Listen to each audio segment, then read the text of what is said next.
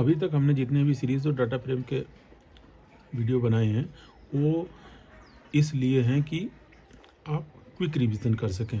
आपको thorough study अपने book से ही करना पड़ेगा या क्लास में किए गए नोट से करना पड़ेगा। यह क्विक रिवीजन के लिए हमने ये बनाए हैं। तो अब देखते हैं functions on data frame and series. तो एग्रीगेट फंक्शन ये डाटा फ्रेम हमारा पहले से क्रिएटेड है। उसमें marks, sum, mean, max, minimum, count, median ये चला सकते हैं। उसी तरीके से सीरीज़ में sum, mean, max, minimum, count, median, mode, standard division, variation ये सब हम स्टैटिस्टिकल फंक्शन इसमें सीरीज में चला सकते हैं। इसके बाद हम एक क्वेश्चन आता है अक्सर ही कि डाटा फ्रेम को सीरीज में डाटा फ्रेम से मैटर को जो है CSV में कन्वर्ट करिए और CSV से मैटर को डाटा फ्रेम में कन्वर्ट करिए।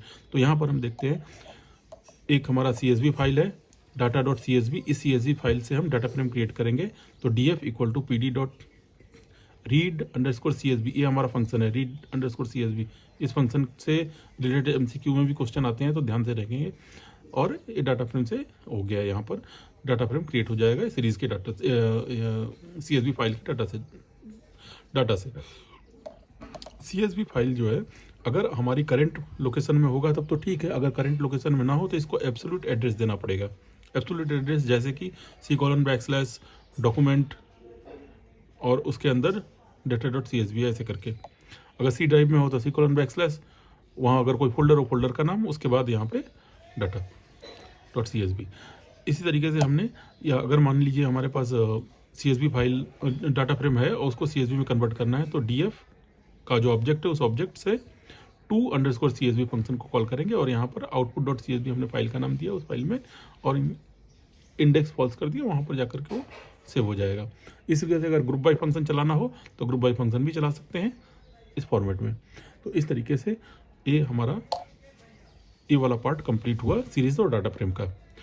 एक क्वेश्चन बार बार आता है कि what is the difference between series and data frame. तो इसमें ध्यान रखें, सीरीज 1 डायमेंशनल डाटा स्ट्रक्चर है और डाटा फ्रेम जो है n डायमेंशनल या मल्टी डायमेंशनल डाटा स्ट्रक्चर है। सीरीज और डाटा फ्रेम के कुछ कॉमन फंक्शंस हैं, वो डिफरेंस के लिए भी आते हैं। कौन सा डाटा म्यूटेबल है, वैल्यू म्यूटेबल है, ये सब। सीरीज स्केलर वैल्यू लेता है, डाटा वेक्टर वैल्यू लेता है। तो इस तरीके से हमारा सीरीज और डाटा फ्रेम का मैटर कंप्लीट हुआ। आगे हम प्लॉटिंग देखेंगे।